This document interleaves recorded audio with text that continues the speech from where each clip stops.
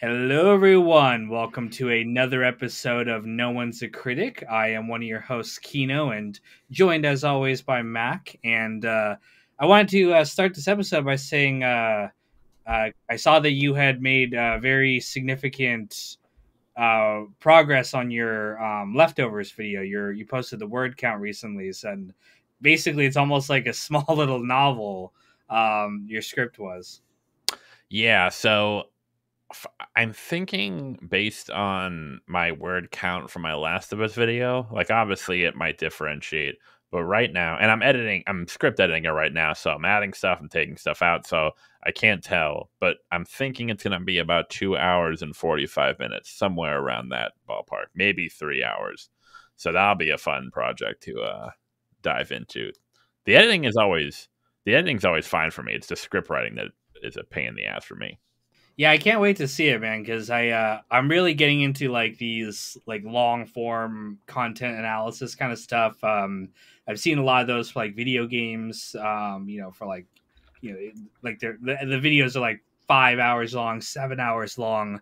That just go really in depth with everything. And I'm planning on doing something very similar to The Wire, which is Oh, our what's topic up? today. Which is I'm really excited to talk about it with you because even though I just watched the show once and I recorded my reaction to it, it's a show that grabbed me instantly, and I was like, "Oh my god, this is one of the best." I could just immediately tell this is one of the best shows ever made, and I know you feel the same way about this show. Absolutely. It's well, funny enough, it actually was not a show I originally got into. But in defense, I actually felt the same way with Breaking Bad. When I first started Breaking Bad, I want to say I got like 2 episodes in, and it just kind of didn't grab me, and I kind of just like stepped aside, and maybe it had been a while since I caught up with it, but then I revisited it because I talked to some people and they're like, yeah, you have to give it like 4 or 5 episodes, and then once I did, it kind of hooked. The Wire for me was almost like it actually because at least for me, I thought it was one of those shows where you could like sit down and watch an episode and then you can watch them here and there. But then when you realize how dense the show is, you kind of realize that to really sort of like absorb the show, you have to watch it in like 2 or 3 episode stints, if not more. But yeah, It's one of the, yeah, it's one of those shows that's very slow burning to start with. The pilot episode, the target. Um, the first scene I think was really well done. I think it was when they're sitting there on the stoop talking about why they even let that guy play in the game, and it's like we got to. This is America.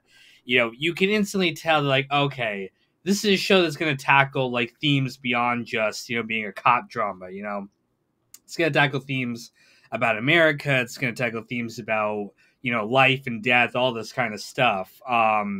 But once we get past that, we get to the first episode. It's very much they're setting things up, but you don't know who really is our main character yet. You don't know who we're really following. And for me, it really wasn't until episode 10, after Kima gets shot, and spoilers if you haven't seen The Wire for some reason, that's when I was like, oh my god, I have to watch this all the way through immediately because I'm so invested with these characters. absolutely. And it was you mentioned the pilot, the first episode of the Target, and it's weird because I've actually the pilot script you can find online, and I've given it a read a few times, and I've seen the pilot a few times, and it's funny because this last week we watched the pilot of House of the Dragon, and my girlfriend was watching it, and she doesn't know anything about Game of Thrones. And what was interesting was that when we were watching it, even though she didn't know, she didn't really understand like the lore, the houses, like me and my roommates and friends did, but she didn't. But the pilot was done, and I actually thought it was very well done. It was done in such a way where you could still understand what was happening. Like you could kind of like feel the dynamics, even if you didn't have the full context. Something that was really not good like that was the first episode of is the pilot of Game of Thrones, the origin like the first series. The pilot was actually really bad, and I actually think not bad as in like bad writing, but bad as in trying to get someone who doesn't really know the source material already to kind of get invested, because there's so many characters and there's so many. It does kind of a bad job of like, explaining what's going on and who's who.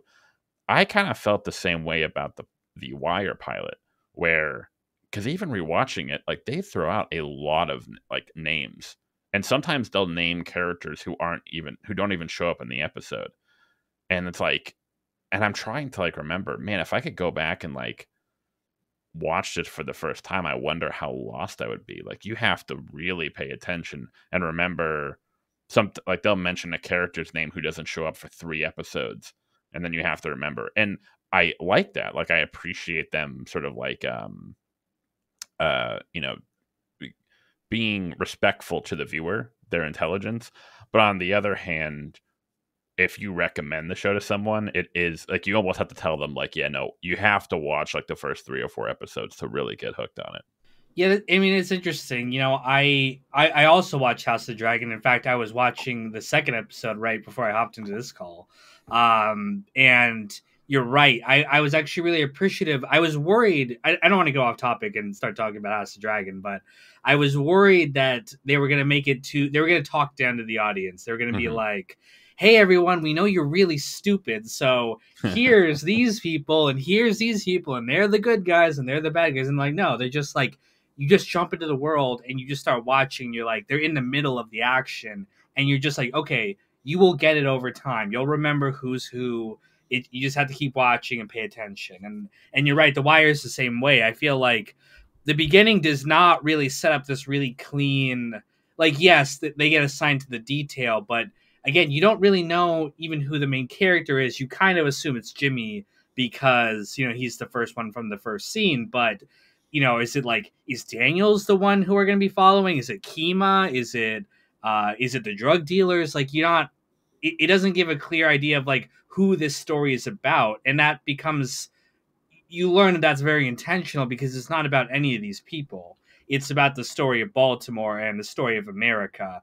And we're just seeing it played out through these different characters. And as they become irrelevant, they'll hop out of the story. And as more people become relevant, they'll hop in. But it does kind of throw you for a loop, that first episode. Absolutely. And even the opening, the kind of the quote unquote inciting incident is when it's after D'Angelo is on trial for shooting Pooch, I think. And then they beat the case. And that's what like pisses Jimmy off. I remember watching that, and it's like, what was so interesting about that is like a regular TV show or a TV show that would come out today, it would open with that scene of like, it would actually have D'Angelo like walking in and shooting the guy, like, and then to establish. But in this show, they just show you the court case. They don't show you you don't even know who Pooch Blanchard is. You don't even know who the fuck D'Angelo is. It just throws you right in the middle. And not even like via action. It's really like trusting you, the viewer, to like, hey, you really have to be paying attention.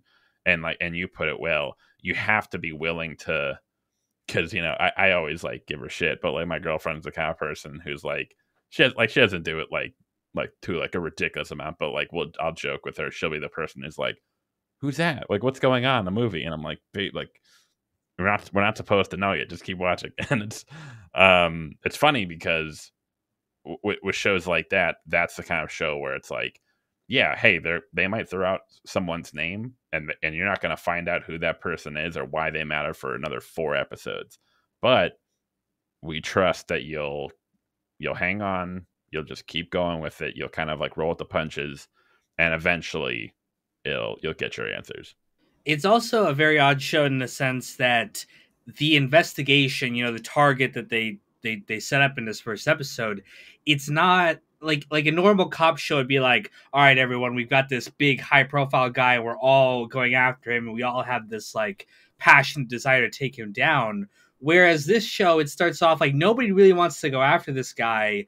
They're forced to by the judge, but it's like a very disorganized system that is kind of a mess. It's a stumbling, shambling mess of an investigation. And of course, that is very thematic of the show too, as we learn as the show goes on more and more. But, it's not like 24 or something where it's a very clear mission and we're all gung-ho for it. all the players are at different stages of like how invested they are in the investigation.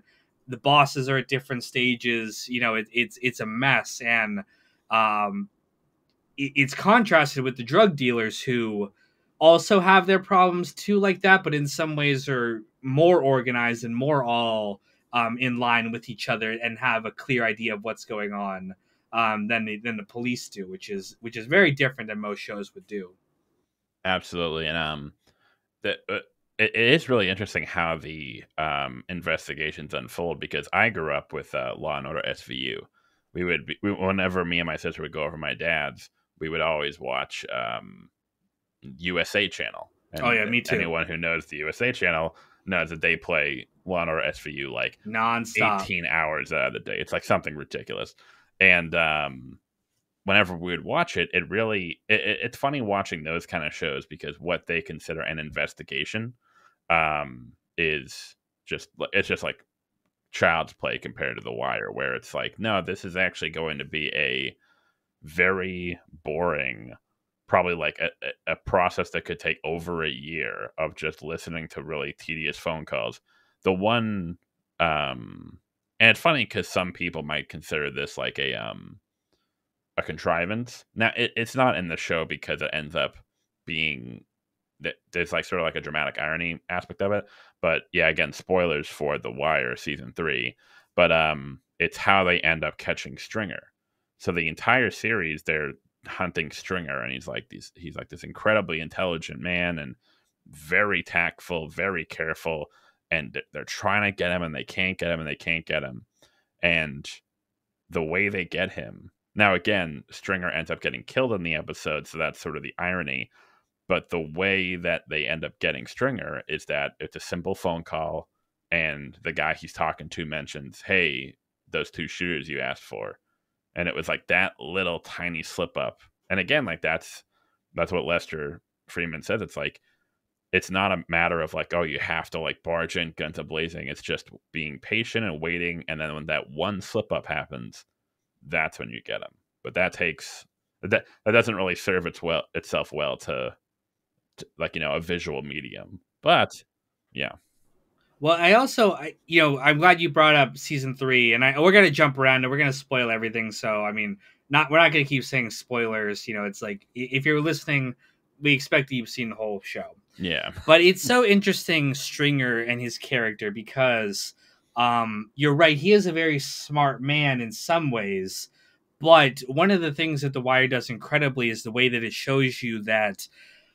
they set up some characters to be perceived as one thing, and then over the course of the show you start to understand them in a different way.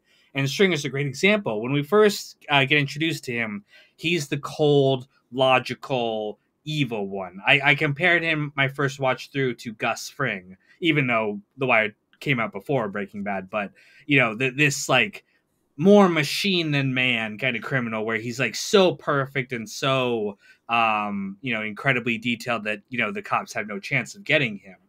But as it goes through and you watch it multiple times and you start to get more and more context, you start to see how fundamentally flawed he was. He gets ripped off by Clay Davis. He runs into problems with Avon. And more so than that, I think thematically his biggest problem was that he was trying to change a system that could not be changed. That he wanted to make the game something more than it was. And it does not. We'll see that theme played out in politics, in the police, in the school systems. That if you try to go up against the system, you will lose. The system is the king. You will never beat it. Individual characters will be beaten and killed and stuff, but the system goes on. And I think that is really indicative of the overall theme of the show. absolutely. And I'm so glad you reminded me that one scene where yeah, the whole season he's working with Clay Davis, and you're like wondering where this is going and like what the payoff is going to be. And there's that one scene where he brings the file, like he brings everything to Levy, and he's like, "So what's going on?" And and Levy's just like, "Yeah, he's like punking you. He's been punking you this entire time." And it's amazing how you're right, how Stringer he was so tactful, he was so careful, he was so like back. I remember back in season 1, he was the one who had the instinct to, and this was before they even knew that there was any sort of wiretap.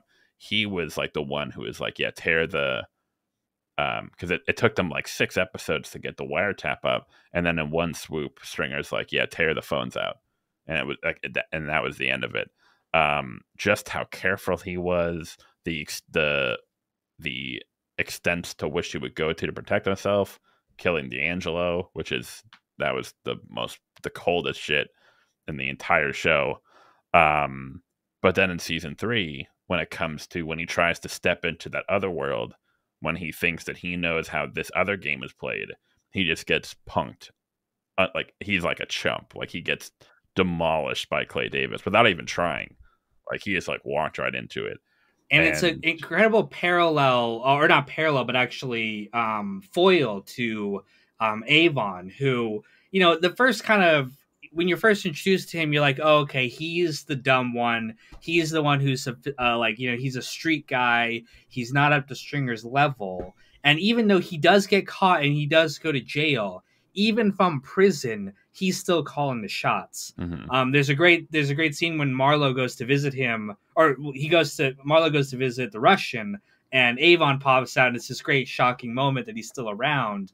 And there's a great detail that Marlo is sitting in the number 2 booth, symbolically showing that like he's still the number 2 in this situation. Avon's the number 1. Oh wait, and again, really? it's this theme that like power, like the king stays the king. That's what D'Angelo told them in the second episode, right? Power stays where it is. Very rarely do people break out of the caste that they're set into our kind of society. And so even from prison, Avon's still the boss, and we see that throughout the system, that again, power and powerful people stay in control no matter what happens. It's so funny. I just pull up the scene on YouTube, and yeah, he's in the second one. I'm like, oh shit. Speaking of Marlo, so I remember and obviously like in compared to Avon, I understand, but I know one of the complaints I've heard a lot from the show, even from fans of the show, is that Marlo is a bit one dimensional. Now, on one hand, I do kind of agree, but I think that's sort of like, I think when I did an analysis on season 5, my explanation was like, I think Marlo is supposed to be sort of like the ultimate product of the streets. Like this is what, like the entire, especially season 4 is about like, hey, here's what happens when you leave kids to be like chewed up by the streets. Marlo is the ultimate product of that. Not to excuse his actions, of course, but probably my favorite, and it's so simple, in the entire series, is the ending. And a lot of people, another thing that a lot of people get upset by, or not, I wouldn't say most, but like some fans, they are upset that Marlo didn't kind of like get what was coming to him in the end. But what's so brilliant about the show is that he does, but no one knows. It's when he doesn't have to go to jail. He walks off scot-free, and he's partnered with Levy, so he's going to do the deals. He's probably gonna make millions of dollars. But of course, Marlo, all he cares about is his reputation. And there's that great scene where he goes onto the corner, and funny enough, for like you were saying, small details, it's interesting because when he approaches the 2 guys, they're talking about Omar, and then he says, "Hey, do you know who I am?" And they're like, "No." And at the end of the fact that he has millions of dollars, and he can do whatever he wants, and he's totally free, but he'll never be able to get what he truly wants. And it was like, it's so, they like, the cops think they lost with him, and yet they 100% won.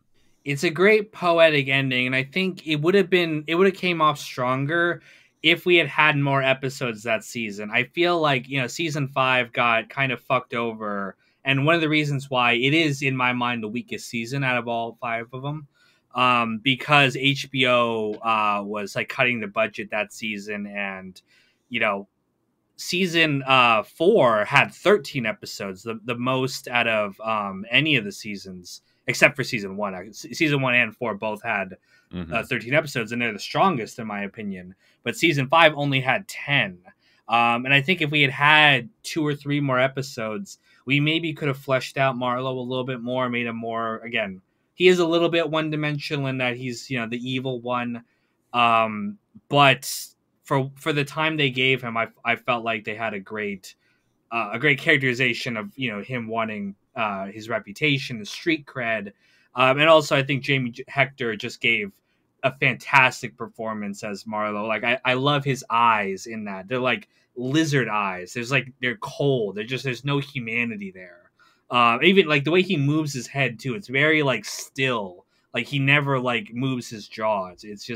It's an incredibly like restrained performance that I think comes off really well. Absolutely. Yeah, it's weird because like I did a whole analysis on season 5, and it was you're so right about because like my biggest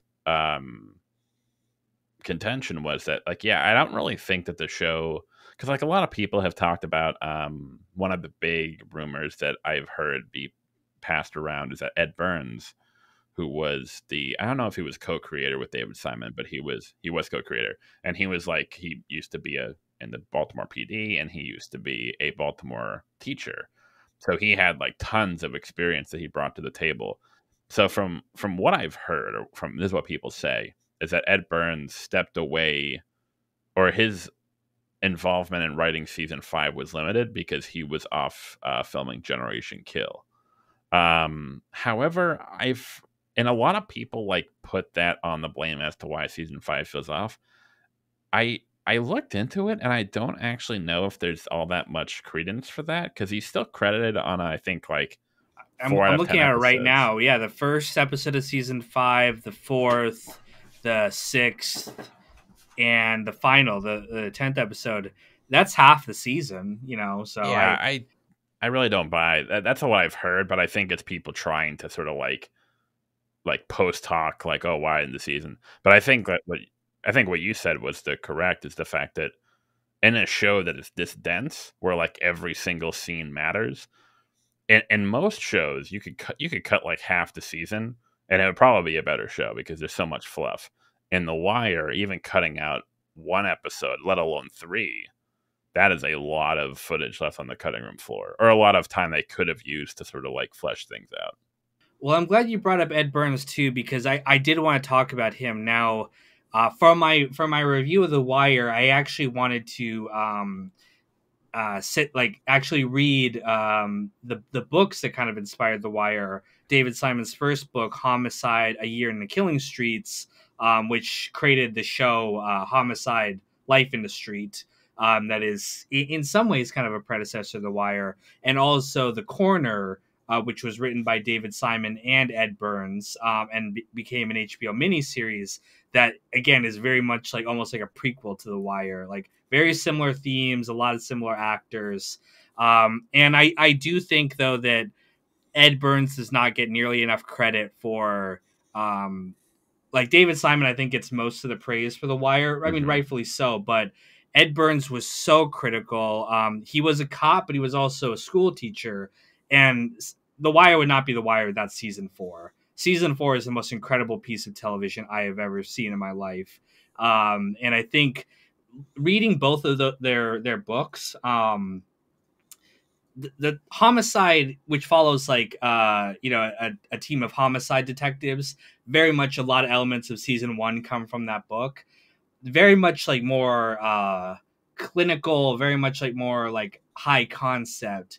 When I read The Corner with Ed Burns, it becomes much more of like a human story, like focused on individual characters and individual emotions, full of like sympathy for the people who are living on the street. And I think Ed plays such a critical role in The Wire being more than just a cop drama, but being like an actual treatise on America. Absolutely. And obviously, you brought up season 4, which is often cited as not only the best season of the show, but I think I almost wonder if it's like unanimous by this point that it's considered probably the greatest season of television of all time. And what I love about that season too, and like we've talked about how The Wire is a show where it's interesting because each season is somewhat, not so much season 3. I think that's like the one outlier for the most part. But all the other seasons are, each season is sort of like a closed off narrative. Like each season is a particular case, and they all build off each other. But it's not like it's a single, ongoing case or anything. But what's so fascinating about each season is that it kind of fleshes things out. It like season 2 gives you context for season 1. Season 3 gives you context for season 2 and season 1. But the most brilliant thing about season 4 is about how the four boys, Randy, Dookie, Michael, Nene. What's so brilliant about it is that without actually adding, one of my favorite techniques a writer does is because for a lot of, when it comes to certain characters, sometimes you can only go so far with exposition. A character comes out like, yeah, when I was a child, I got beat by my parents, or like, it kind of comes off as forced. But what I like is when you can draw parallels to other characters to kind of flesh out. So, for example, Michael, in season 4, come season 5, at the end of season 5, he becomes, the next Omar, a kind of like a lone wolf stick up boy. And it's so brilliant because the development that Michael goes through in season 4 and 5, you kind of, even like rewatching the series, you kind of apply that to uh, Omar. It's like, okay, now Omar must have gone through something similar. Same thing with Randy. He was a good kid in season 4, gets corrupted. We catch up with him in season 5, and he's like this hardened gangster because he's been in the foster care system. And I always saw that as like a reflection of maybe that's how we got a Marlo. Like this is like it kind of, again, Marlo wasn't really developed all that much, but by seeing Randy's story, we may have an insight into, hey, this is what happens when you leave a kid like basically like out in the cold in the foster care system and like stuck in the system. This is unfortunately what Randy might become one day. And it retroactively gives more. Same thing with Dookie and Bubbles and Nene and probably Bunny, probably the best Yeah, parallel I there. I think you're onto something there too, because like I said, I'm reading or listening to the audiobook of The Corner right now. And it I don't know if you've seen the miniseries or anything, but it tells the story of this family who's of drug addicts, and you see these parallels between like the main guy, Gary, and then Bubbles, the drug addict in this show. And the part that I got to today, the son who's become a dealer. His parents are drug addicts. He's become a dealer. His nickname is Black, which is Marlowe's nickname. They don't really use it too often. Like I almost forgot that was his nickname. But when I heard it, I was like, oh, Marlowe. There must be some kind of connection here. They're not necessarily that this character is the same as Marlowe, but there's some parallels they're trying to set up here about the way these characters were raised and the way that, again, they've been failed, like the institutions that are supposed to support them have failed, and it's leading to this self-perpetuating cycle. And it's so incredible to me that, beyond just like the parallels and themes, the fact that these four kids were so damn entertaining on a show about cops and drug dealers and stuff. You normally, when shows introduce kids, like, oh my god, it's the fucking annoying kids again. Like, when are they gonna get rid of them? But here, I was like, these four boys became my favorite characters on the show, which was very surprising. But I think again, it comes down to just empathy and really showing, that these boys are good people who have had very hard lives. Absolutely. And speaking of them, it's amazing how the show, because I've seen a lot of shows that like do that when they introduce kid characters, and what always frustrating is that it's always very predictable from the beginning where they're going to end up. So if The Wire were like a normal show, I would watch it and it's like, okay, so Randy's going to be the one who, he's got a good heart, so he's going to be the one who, you know focuses on education and gets out of the life, whereas Nay is going to be the one who gets deeper into the crime and then, ends up like getting killed or something, or becomes like a dealer. And then Michael, he's a good kid. So, but yeah, again, he'll probably become someone who gets out of the life. And yet, how throughout the season they subvert that completely. How each character lands in the polar opposite of where you would expect them to. Like Michael ends up becoming a soldier for Marlowe, like his top soldier, and then later becomes a stick up man. Nene, of all people, is the one who ends up getting out, and Randy is the one who's left to kind of get chewed up by the system. And then, of course, Dookie, that awful scene in the end, in the finale, when he goes to Prez and is like, and Prez knows like what's up, and he can't do anything about it. Um, and yet throughout season 4, it all feels so natural. It never feels forced. It feels very, each of the characters winding up, even though it's not what you expect. How they get there makes complete and perfect sense based on the narrative. Yeah, and it's it's like Snoop says, deserve got nothing to do with it. Namond is the one probably least deserving of a second chance. Again, not without sympathy. When we see his mother and we see how he was raised, but he had everything kind of growing up, and yet he somehow gets this other chance versus someone like Michael or Dookie, who just get chewed up by the system despite being better kids overall. And yeah, there's a great parallel between Namond and Clay Davis. I love how The Wire uses dialogue to show how similar characters are. Both Namond and Clay have a line saying, "I'll take any motherfucker's money if he giving it away." Uh, Mm-hmm. Damon says it about when Marlo's giving them money, but so we're meant to see that, like, oh, okay, he's probably going to grow up to be a politician because he has this kind of political connection. The very last scene that he's in, he meets the mayor, through Colvin. Mm-hmm. So he might become this corrupt politician. Again, you're right. All these other characters will become parallels of other gangsters that we've seen. And it's, again, like the ending shows, the story just keeps going on and on. Players change, but the game is the game. And it's funny because, like, you're right. Because I would presume that Nene, or I'd hope at least, that he would become someone like like a Daniels or a Bunny, someone who's like a good man and like wants to do well.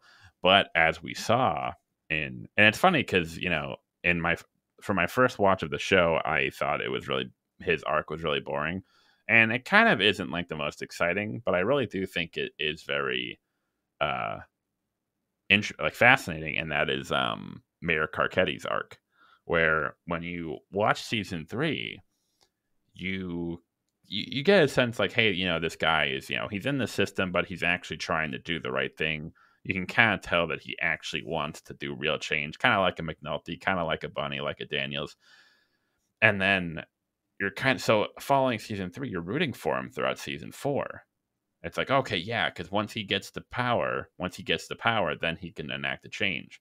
But throughout season 4, you start to see, oh, well, he has to make a compromise to get the power. But once he gets there, it'll be fine. And then he makes another compromise. But again, no. But once he becomes mayor governor, he'll enact true change. But then he just keeps making a compromise after compromise after compromise. And this is kind of how I put it in season 5. By the end of the series, it's not that he has like been corrupted. He's not like a bad guy. It's that by the end of the series, you don't even really understand what's motivating him anymore. He's either trying, everything he does is an effort to keep his current position or to get a better one. And it's all under the guise of, well, because I want to make real change.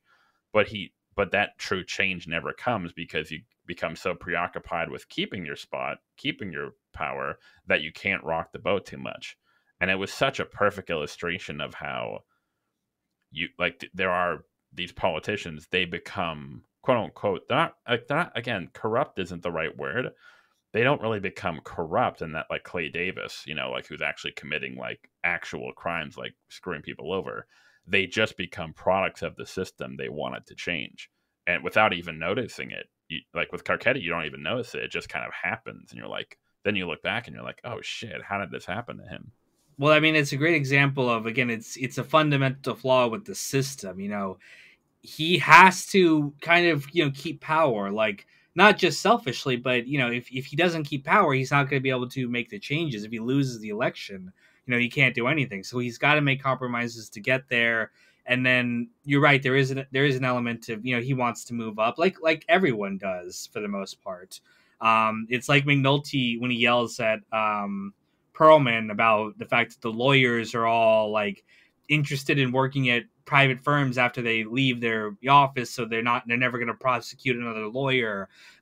It's a self-perpetuating system, and I do think it, like, politicians, they get a very bad rap, but it's the system that encourages this behavior, and I don't think anyone who goes into there can really rise above it. Very rarely can they. But oftentimes, if you want to make a career out of this, if you want to be successful, you've got to compromise, and that's just how the system is. The game is the game. And if you're not willing to do it, someone else is, and they're going to take your spot. But I think, yeah, Carcetti is one of the most fascinating characters on The Wire. He is a genuine crusader when he first starts, but in the same way that, like, someone like Daniels is when unfortunately the system kicks him out at the end because he wasn't willing to compromise what he wanted to do. Yeah, it was weird because he's one of the most. It was weird because, like, when I first watched the series, I was like, "What's the deal with Carcetti? I don't even understand his character." But then when you rewatch it, you realize how subtle it actually is. I do have to give a shout out to my favorite unsung character of the show, who I think at this point people have realized that he is like one of the best characters on the show, even though at the time he probably didn't get the recognition. And that's my boy Frank Zabaka. My God, I like it. It's so funny. I don't know. Like, what's your? I guess you can give your impression. For me, like, it's weird when people still say that season 2 is a subpar season. I really hate when people, because again, I understand that if you're watching The Wire and then, like, season 1, like, oh, you enjoyed it, you like it, and then season 2 it just jumps to this new case and these new characters, and you're like, wait, hang on, what's going on? Because you don't realize that that's kind of like the structure it's going for. And then season 3 kind of backtrack a bit, going back to Marlowe and the Barksdale crew, and then season 4, it technically did the same thing, where it's like a whole new cast of characters. But by that point, season 2 had set the precedent that, okay, this is what The Wire does. And yeah, I always felt season 2 got a bad rap for that reason. Yeah, season 2 has almost, like, become cool again, like going the complete opposite way, which is that, like, people had such a bad reaction to it. Now it's become cool to be, it's like, oh, this is the best season of the show. Mm-hmm. I think that the dock worker storyline is one of the strongest of the series. Like, the themes that it gets at of, like, the urban decay, economics of these people are losing their livelihoods and they're fighting desperately to keep it. I think is incredibly powerful stuff. I also really love the subversion. I didn't love it at first, but the more I watched it, the more and more I grew to love it. We're set up originally to think that Frank Sabatka is another kind of Avon. He's another kingpin, just in a different world, like a criminal mastermind. But as we go through it, some fans might be disappointed to learn that he's not. He's just a guy trying to keep his head above water, and failing to do so. Meanwhile, these other, like, kingpins are, like, taking bites out of him. And so I understand why it can throw some viewers for a loop. But I think that, again, that theme of, like, guys just trying to do whatever they can to stay afloat is an incredibly powerful message.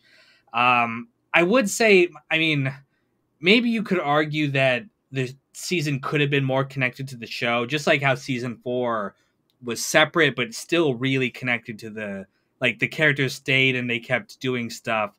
Season 2 is kind of more on its own than any of the other seasons. Like, the characters don't really make a comeback aside from Nick at the very end.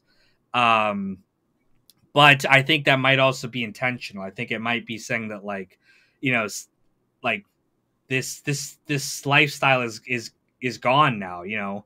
It's not around anymore in any kind of way. And like, it's just like the scene when Nick is trying to buy a house from McNulty's ex-wife, who's the realtor, and it's Hmm. like they can't even afford their old neighborhood anymore. It's just this lifestyle is gone. How would you rank the seasons if you could? I've talked about this before, but 4, 1, 2, 3, and 5. Oh wow, so you rank 3 pretty low then. I mean I don't hate 3, but I really like 2. Yeah. Yeah, Or I even yeah. season 1, because I I think my like season rankings would 1. be, yeah, my rankings would be probably like 4, 3. Probably I'd have to give it 1.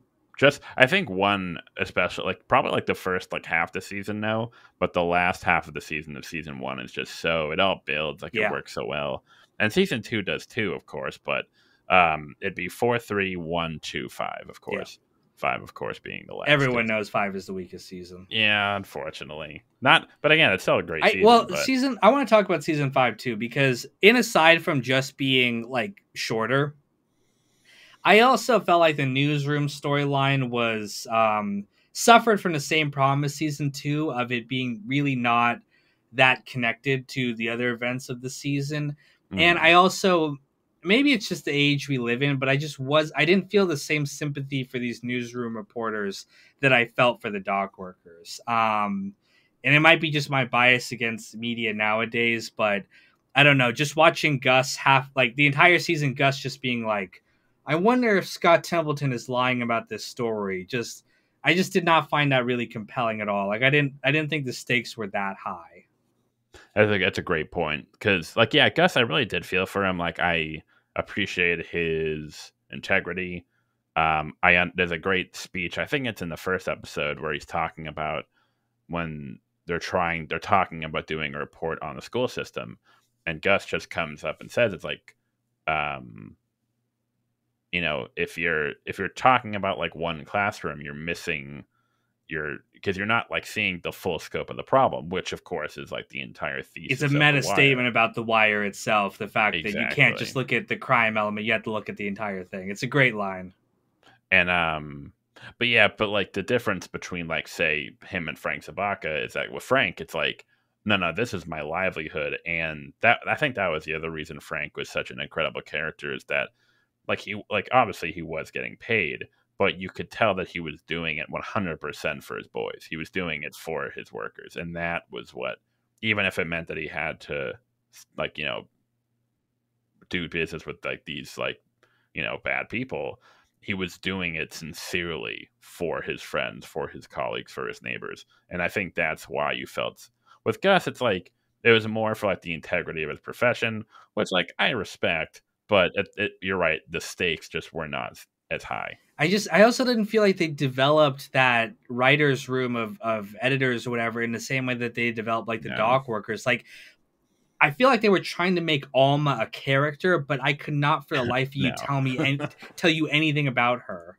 And maybe that's just the lack of episodes that season, but like Scott and Gus are the only two who get any kind of real character.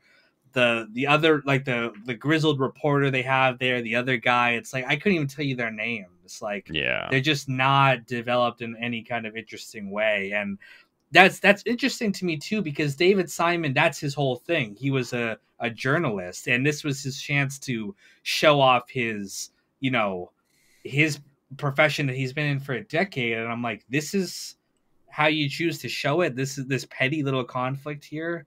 Now again, I don't want to say that like you know bias in media and like misrepresentation in media is not important. We are still struggling with that to this day. And it might just be my modern perspective that like media is dead, right? Like there's no integrity period anymore. So what's the point of even kind of mourning its loss? But compared to like again, cops trying to do the right thing, dock workers trying to do the right thing, school teachers trying to do the right thing, just journalists trying to do the right thing just didn't hit me nearly as hard. No. Well, so I again, like when I did my analysis, so like the big things for that is that, well, one, season 5 had two big handicaps. One, it was the final season of the show, which means it not only had to develop its own plot line, like the newsroom. Not only did it have to develop that, but it also had to bring everything else to a Yeah. close. So like that was a huge undertaking. And then on top of that, it had only 10 episodes as a Yeah. like I like you would think that like, oh, the last season they would want more episodes. Like a lot of seasons, like Mad Men, Sopranos, Breaking Bad, they usually ask for, hey, we need a couple more, or sometimes even like I The think second Sopranos had season, yeah. an extra like 6 Yeah. episodes to like wrap everything up because of course. Um, but yeah, so that's the big issue, and that's why like Alma, all the other characters, not so much. And I would love to hear your opinion on this because so my biggest issue with the newsroom storyline is Scott's motivation. Yeah. Now, so like we all know Scott Templeton, he's the biggest piece of shit in the show. He literally is just making up stories, not for any like, Yeah. magnanimous reason. He's just doing it because he's a piece of shit. He wants to be the big dog. Now, I've discussed this with other fans, and I've said I think that if he was more of like a McNulty character, like he was sort of like I think that would be an interesting debate. Like what if we actually do have to sensationalize the truth to some extent in order to meet some like ulterior end, to like get people to take notice to real issues? I think that would be interesting. That would have been interesting. And Yeah, you're right, because they even do this weird thing where they try to parallel McNulty and Templeton. It doesn't work. it Like does not they have work. a scene No. where McNulty confronts him and is like, "We're the same, but you're a piece of shit and I'm not." And it's like Templeton's biggest thing is like the worst thing about him is not even that he's like a scumbag. He is, but he's just a boring kind of milquetoast scumbag in a show where we've got guys like Marlowe. Exactly. He's doing this incredibly just low stakes conflict, and the show's trying to make me like outraged by it, and I'm just really not. I don't care. And you're right, giving him some kind of motivation beyond just greed. I feel like Scott Templeton must have been some guy that David Simon knew during his time at the Baltimore Sun, and Oh, he just wanted to make him a villain somehow, but not make him redeeming in any way, and he just comes off boring as a result. okay. So you're gonna love this. I'm so glad you brought this up. So while I was doing research for the season 5, um, because like obviously it's not that I mean, like, it's kind of obvious that when you're watching season 5 that if you know David Simon's like history at the Baltimore Sun, the same paper, Gus is kind of a stand-in for him. It's just like Gus kind of is like a mouthpiece, so like David Simon can kind of like, for lack of a better term, kind of jerk himself off a bit about like news ethics and whatnot. So apparently, and it was hard to find. I couldn't even find his picture. So apparently, when David Simon was at the Baltimore Sun, there was a reporter by the name of Jim Hayner. Now, Jim Hayner was he's a fellow reporter. I think he was nominated for a Pulitzer Prize. And David Simon apparently had and it wasn't just him, it was other people in the newsroom. They knew, or they had a very strong suspicion that Jim Hayner, this guy, he was making up stories. And David Simon went to the bosses and was like, hey, I think he's making up stories. But of course, the bosses, like exactly in the show, were like, we're not really going to press the issue. And I'm so glad you brought that up because I think that actually is unfortunately what happened with season 5, where I think David Simon would have made, like, in like an alternate world, maybe he would have given Scott more of a empathetic, like maybe not sympathetic, but empathetic motivation. Like maybe he was trying to do some good under the veneer of like lying. But I think David Simon just kind of let his ego. He kind of just wanted to say like, "Hey Jim, like go fuck yourself," and it was like, And but I also I don't want to say that like season 5 does not have thematic connections to this show. The bosses are juking the stats in the newsroom the same way they're doing it at the police department. The whole season is about things like lies, about things like public perception and manipulation. There's a great irony to the fact that they're chasing a fictional serial killer when in reality they refuse to chase the actual serial killer of Marlowe for the same reason. So I there are connections there. It's just they could have been like so much stronger and so much more character driven. One, if we'd gotten us more episodes, and two, David Simon had maybe been reined in a little bit more, and maybe Ed Burns was the guy to do it, to rein him in more, and he wasn't as involved Maybe it's a as good point. rumor Yeah. goes on. I've heard that David and Ed really butted heads throughout the creation of the show. They're both like really strong-willed individuals, and that probably comes through really well in the first 4 seasons, and maybe just did not come through as well in the fifth. It got kind of pushed to one side. Maybe that's a good point.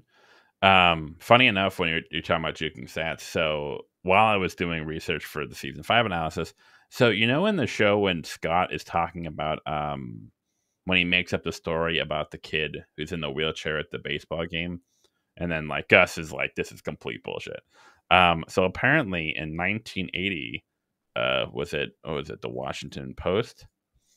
Yeah, so in 1980, a reporter named Janet Cook wrote an article called Jimmy's World for the Washington Post about a 5-year-old heroin addict, and it's like it's like a very heart wrenching story.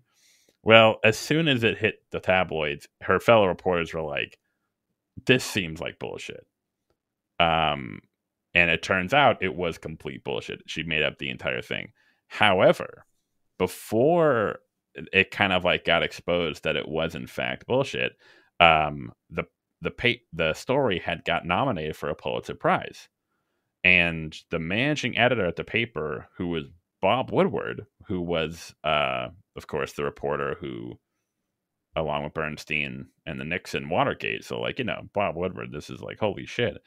When he was interviewed as to like after the fact, he was like, how come you guys didn't catch this? How did you guys not? Why didn't you guys, after it was nominated for a Pulitzer, how come you guys didn't like look into the story more? Like, shouldn't you have like really made sure it was like, the veracity of the story? And he said, it's not the direct quote, but he was like, it's a good story, fake and fraud as it is. It would be absurd for me or any other managing editor to verify the authenticity of stories nominated for prizes. And I was like, what a quote, bro. Like that is like and it's so funny because that is like the quote that not only the whole series, but at least like the newsroom storyline, it's like maybe it's not true, but if it kind of like meets our ends, we'll deal with it. And like, I couldn't believe you fucking said that. I was like, holy shit. It's like that quote, when truth and legend disagree, print the legend. Yeah. And I have some sympathy for that. That's why we watch television. Sometimes we want things that are like more perfect than real life ever gives us. We want stuff that's cleaner than real life ever gives us. But that's why we have fiction. Write it as a novel, write it as a movie. Don't present it as like real fact when it's not. Mm-hmm. And like I said, I think season 5 is very strong thematically. Like there's a lot of like great connections there between the problems they're dealing with in the newsroom and the problems they're dealing with throughout the show. But I also felt like the serial killer storyline, while I get it like intellectually, it felt like it was pushing the bounds a little bit too much. And maybe there are real life examples of people faking serial killers, but it just felt a little bit out of left field for The Wire, which may have been the point, but I was like, There was also this interesting bit where it's like in one of the scenes, Dookie is watching Dexter, Yeah. another show with the serial killer, and it's like I think it was almost like kind of like poking tongue in cheek at how stupid the serial killer storyline was. I think it was, But that's yeah. another reason I felt the season was a little bit, Well, it was funny because David Simon, because that's like, yeah, that's one of the biggest. My biggest issue with that is not only is it kind of like out there, but sensationalized. I personally think McNulty is a bit too. He goes a bit too like off the deep end in that season, but it doesn't like kind of earn that development. Like I could see him doing something like that, but it seemed like a bit because like again, McNulty has always been someone who bends the rules. The kind of like this was a case of like, okay, now you're just going like you're going kind of like insane at this point. And I'm like, they could have built up to that, but I think it was a bit rushed.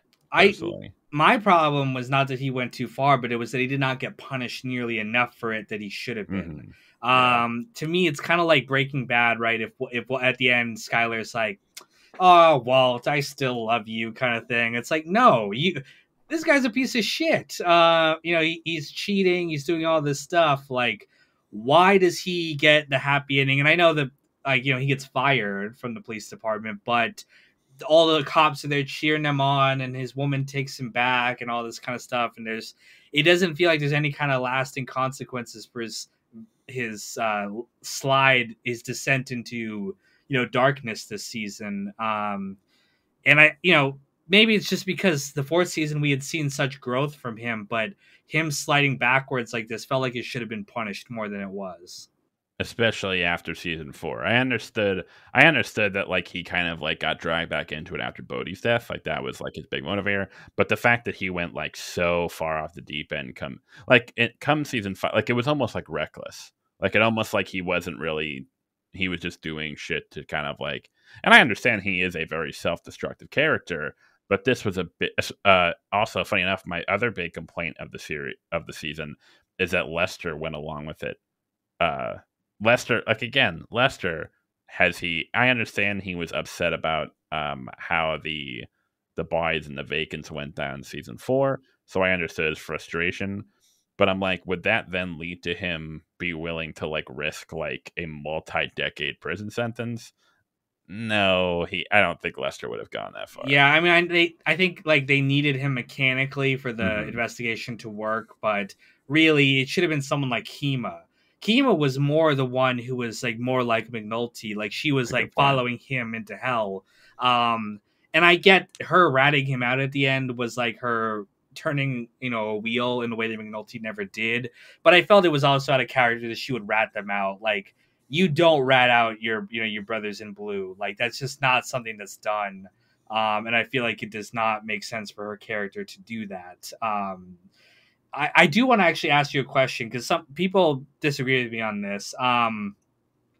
I felt like Bodhi should have lived. I don't think they should have killed him. And my reasoning for that was he has a line in the second episode when they're talking about chess where he's like, he's asking about the pawns and he's like, so if I get the pawn to the other side, I win. And he's like, no, pawns get taken out early in the game. They're just the foot soldiers. And he's like, but if I can make it to the end, that's a smart ass pawn. Hmm. And I always felt like it would have been more thematic if he had just lived till the end. Like, he was like always in the background, kind of. He was never like front and center in the story, but I felt like it would have been cooler if he had lived and just survived and somehow managed to make it all the way to the end. I think that's totally fair. I understand the utility of his death at the end of season 4 because but it did feel more like that was specifically done to entice uh McNulty back into police work. And I get that, and I that makes sense. I actually like it. It's a perfect like segue into McNulty's return. However, in retrospect, now that you say that, it almost seems like the show sacrificed Bodhi's arc to facilitate McNulty's. Yeah, that's a good point. Actually, Slim I agree with you. Charles kind of gets his arc in a way. He's the pawn who becomes the king at the Slim end. Charles is through underrated surviving character. through surviving and I like Slim Charles, but I'm like, I think thematically if Bodhi had taken Slim Charles's role, it would have worked better given the chess metaphor. Now some people were saying like, oh, but it's the whole like pawns get taken out kind of thing, and you could make that argument, but I always thought, again, Bodhi should have been given more of an arc given how he was in the series from the beginning. Slim was only in it since season 3. Hmm. Oh man, he was a boss, bro. He is cool. Don't get me He was wrong. the I real mean, G. most of these characters are fantastic. I love them all. Even guys, like Cheese and stuff, who he's a piece of shit too, but he's still funny and entertaining. Hmm. Um, but that is also the show. Oftentimes, would not give characters satisfying arcs because this is supposed to be more like real life. It's not always clean. The heroes don't always win. They don't always get even happy, like satisfying endings. They just kind of end, which I think is part of the themes of the show, and I can understand maybe wanting to subvert the usual kind of storylines there. Yeah. Well, I think there's a difference between a happy ending and a satisfying ending. Those are two completely different things. So for example, I always go back to this example. Vic Mackey at the end of The Shield. Spoilers for The Shield. And the final season when so like for the first like the entire show he's like pulling all this crazy shit, all these crimes, and he's just getting away with it. And then the final season when it all comes crumbling down, and this is like to your point about like McNulty not facing consequences, this is the show where the writer was like, no, we're going to make him face every single, he's going to have to fess up the consequences of every single action, tracing all the way back to the pilot episode. And like that, and like, of course, like it's not like happy, like it's awful. Like all the main characters that you, like they're pieces of shit, but like you have bonded with them over the course of the series, like, regardless. Um, but no, at the end, they're just like, they all just get fucking torched and they have to face the consequences of their actions. And like, it's not a happy ending, but it was unbelievably satisfying. And again, it's kind of like Tony Soprano in the same way. It's like, you've been rooting for this guy, kind of. Like, he's a piece of shit, but you can't help but root for him. But then when it comes time to like pay the piper, it's just, you kind of almost like, there's a part of your mind that like, oh, I kind of wish he has a happy ending, but in your head, no, this is the ending that has to happen. This is the correct ending for this character. And I know we're running out of our hour here, so the last thing I'd love to talk about is the ending of The Wire. I think it's a great place to end our show, which is I thought the ending scene, like I said, where he looks at the city and we get a montage of all the normal people who are just going about their lives in Baltimore, some on the right side of the law, some on the wrong side of the law, but no clear resolution to any of the conflicts that have been presented on the show. I thought was very thematic and powerful. Again, it represents this idea that like this is not a story of these individual characters. This is a story about America, the problems that we're going through now and that we're going to be going through in the future still. Like it's a systemic problem, and I think the last shots of The Wire are very thematic in that way. Absolutely. Yeah, I'm just trying to like think of it's so funny because all the little because it's almost as if like the ending, that final montage, it almost is meant to, because obviously like this happens in like a lot of shows where it'll end with like, hey, here's what all the characters are doing now. And The Wire, on the surface, it seems like it's just doing another one of those. Like, oh, it's just like, hey, here's where the characters end up. But very secretly, it kind of implies certain things. So, like, for example, it shows Scott winning the Pulitzer Prize. I think Rawls gets, he becomes commissioner, I believe. He gets promoted to the state police. Oh, you're right, yes.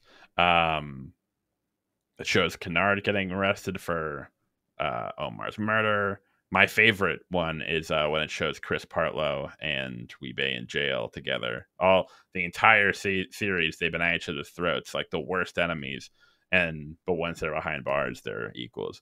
But yeah, that last like probably 30 seconds of it, where like obviously it shows you all the main characters and where they end up, but then when it just suddenly switches to just the shots of the streets, and then it just shows regular people out in the streets, like these people you've never seen before. And I think sort of the idea was that like you don't know these people, you don't know their names, you don't know who they are, but hopefully over the course of the season or over the course of the series, after you've seen all of this, at maybe you kind of understand these people, or you kind of know these people in a way. You kind of understand the environment they grew up in, the challenges they face, what they're up against. And you don't know their names, you don't know their full story, but you kind of have an idea.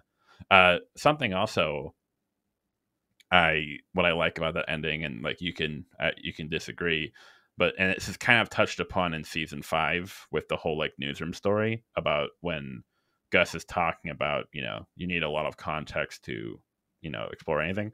I almost saw that ending as if like David Simon and the writers were saying, look, we explored a lot of Baltimore and we did our best to give you as much context as possible. But the truth is, at the end of the day, this is a TV show, and it'll never be able to this system that we've been critiquing for 5 years, it's still so much more broad and embedded in the roots of the city and the country that we can't even like this is just like a drop in the bucket. Like The Wire is known as one of the most like, you know, thorough shows in terms of exploring all these things, the most nuanced show. And at the ending, at least to me, with the writers of the show even like admitting like this is nothing compared to like the complexity of real life. And I thought that was sort of like a very touching note to go off of. I think that's absolutely true. I don't think David Simon would disagree with that statement. I mean, you could ask him on Twitter if you want. He's tweeting Yeah, all the apparently goddamn he time. answers. Especially if you say something he disagrees with. But to just wrap things up here, we both agree that The Wire is like one of the most incredible shows of all time. I will say this: we've been talking for over an hour here, and it feels like 15 minutes. Like it just flew by because I don't know. I could just talk about this show all day fucking long. Like this felt like it passed in a moment, and that's usually a sign that we did a good podcast. So I hope you all enjoyed listening to our bullshit, and yeah, we'll see you on the next episode. No One's a Critic, coming soon. Take care, y'all. Good night.